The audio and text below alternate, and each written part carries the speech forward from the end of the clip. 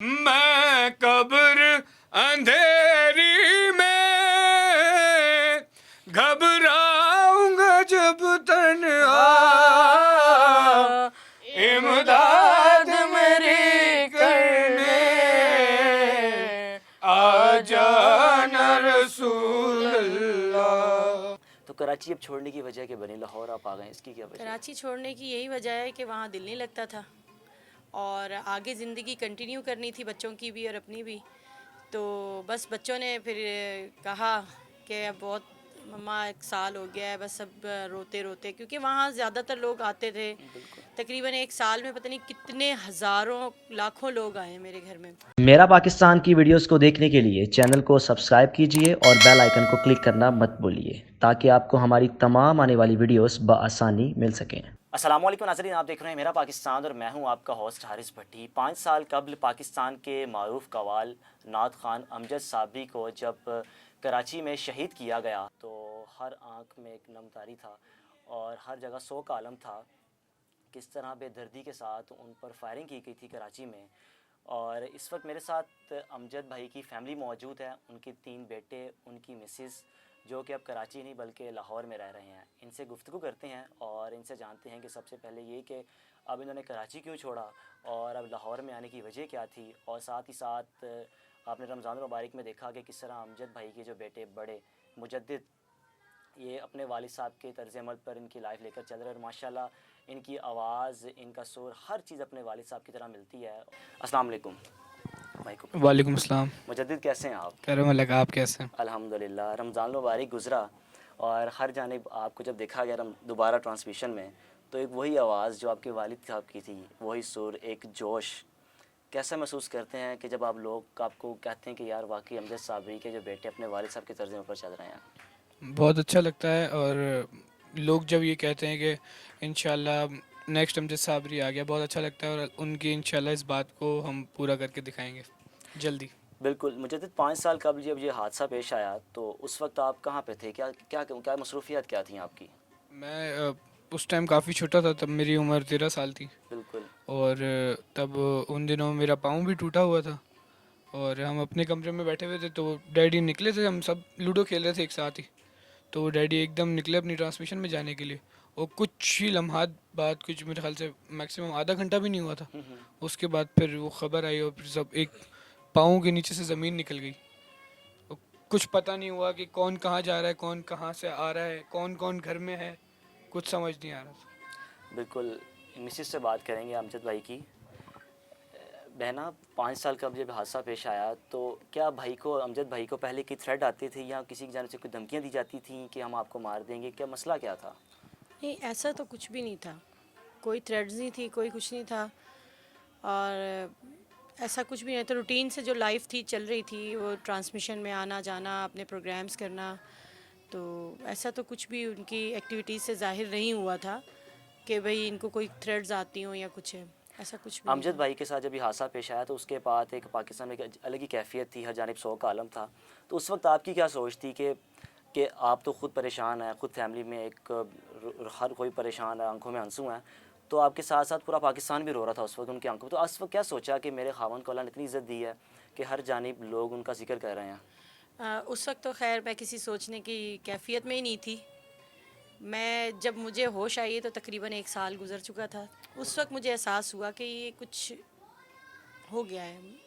मतलब 6 महीने तो मुझे पता ही नहीं था कि दुनिया में क्या हो रहा है और क्या नहीं हो रहा, कौन आ रहा है कौन नहीं। लेकिन जब 1 साल गुज़र गया उसके बाद मुझे फिर एहसास हुआ कि ये तो वाकई सच है, क्योंकि मैं काफ़ी अरसे तक तो मैं बिल्कुल मेंटली तौर पे बिल्कुल जो है सोचने समझने की सलाहियत नहीं रही थी मुझ में।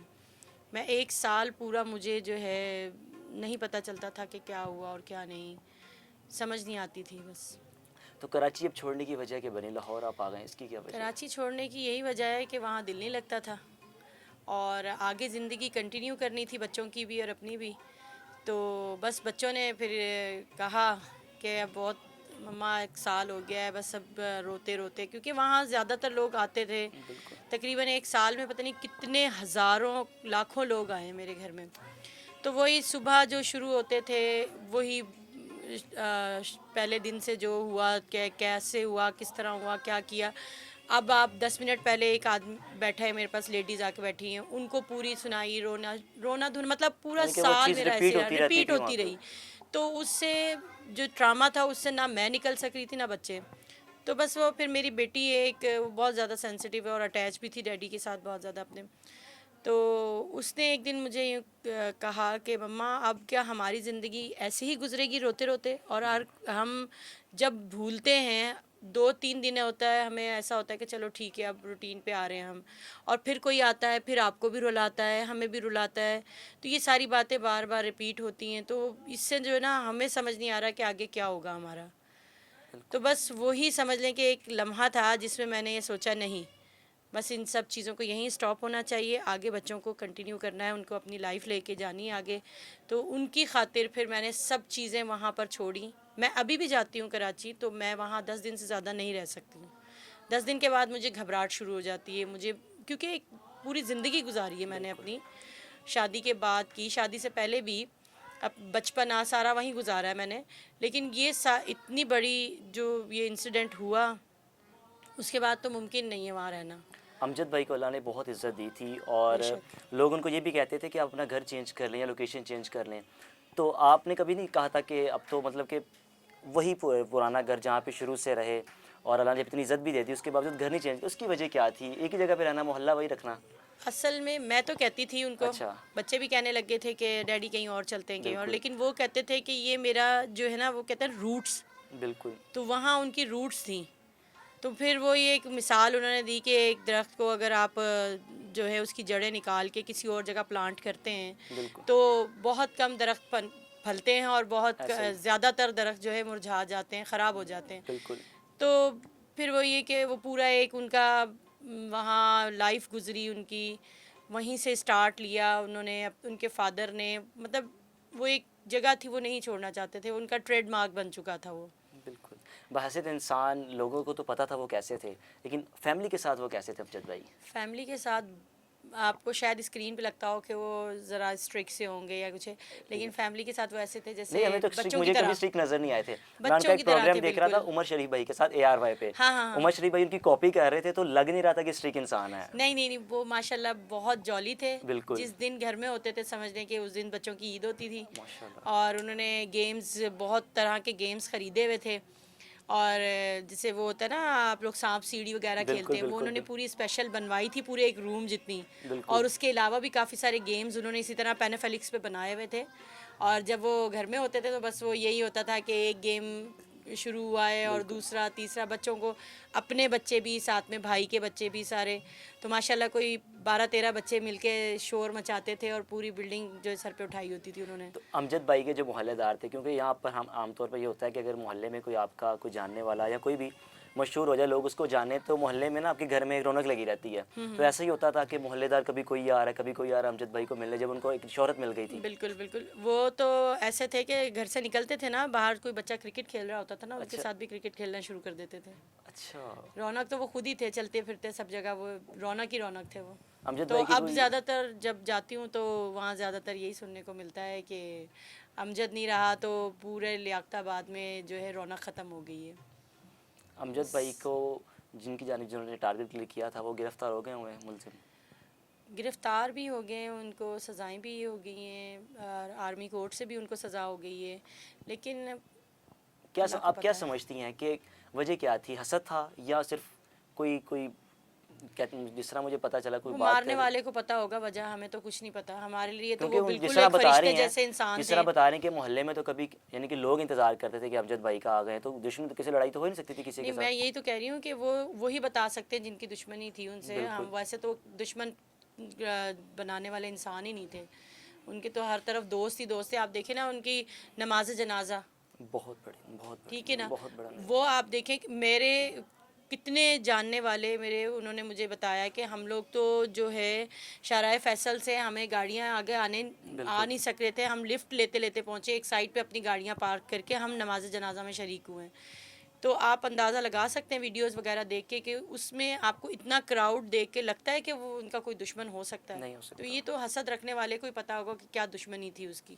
अमजद भाई की ऐसी बात जो आप बैठते हैं कहीं तो हमेशा वो जहन में रहती है, जो आपसे हमेशा करते रहते थे बच्चों के बारे में या कभी कोई किसी भी लाइफ के बारे में कोई? बातें तो बहुत सारी हैं उनकी माशाल्लाह। कुछ कहते थे कि मेरी ख्वाहिश है कि मेरा वैसे बेटा ज़्यादातर तो मेरा बेटा मेरे नहीं, तर्ज अमल पर जाए। ये ऐसी प्लानिंग्स नहीं करते थे वो। अच्छा, नहीं, इतनी लंबी प्लानिंग उनकी यानी कि लिस्ट होता में है ना नहीं जिस तरह थी। कि मेरा बेटा वो भी इसी तर्ज अमल पर जाए जो मैं कह रहा हूँ, नहीं ऐसा नहीं, कभी वो नहीं सोचा ऐसी था? कोई प्लानिंग नहीं थी। अच्छा। हाँ, एक ये ऑन मोहम्मद के लिए कहते थे कभी कभार कि ये होगा मेरा जो है वो क्या अच्छा, कहते हैं इसका जिस नाम, तरह गद्दी नशीन ऐसे अच्छा। करके कह दिया करते थे कि भाई ये होगा, मगर इनमें तो कोई आसार इतने नज़र नहीं आते मुझे। लेकिन वो सारे आसार मुजद्दिद भाई में आ गए हैं। मुजद्दिद में और मुहिब में है माशाल्लाह। सबसे करीब बेटा कौन सा था अमजद भाई के, जो जिससे बहुत ही प्यार करते थे? मुहिब। मोहिब। वैसे तो सारे ही हैं बिल्कुल, लेकिन बेटों में मुहिब और बेटियों में हुरैन। अस्सलाम वालेकुम, वालेकुम अस्सलाम। कैसे हो मोहिब? मैं ठीक हूँ। क्या कर रहे हो आजकल? पेपर्स दे रहा हूँ 7 के। कौन सी क्लास के? 7 के। 7th के। अच्छा, आपकी वालदा ने जिस तरह कहा है कि बेटों में आप सबसे ज़्यादा करीब थे वालिद साहब के, तो वालिद साहब की कौन सी ऐसी बात जो हमेशा याद करते हो, क्या वालिद साहब से करते थे? बातें तो काफ़ी ज़्यादा हैं। कोई एक होगी ना कि बेटा आपने कल को यानी कि तालीम हासिल करने के बाद ये करना है, या कोई नसीहत करते थे आपको? फ़र्स्ट ऑफ ऑल उन्होंने ये तो कभी नहीं कहा कि आपने ये करना है, आपने ये करना है। उन्होंने कहा कि स्टडीज़ कंप्लीट करें, जो करना है आपने वो करें।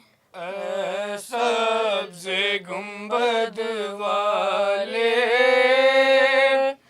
मंजूर दुआ करना, जब वक्त नज़र आए आका दीदार अता करना। मैं कब्र अंधेरे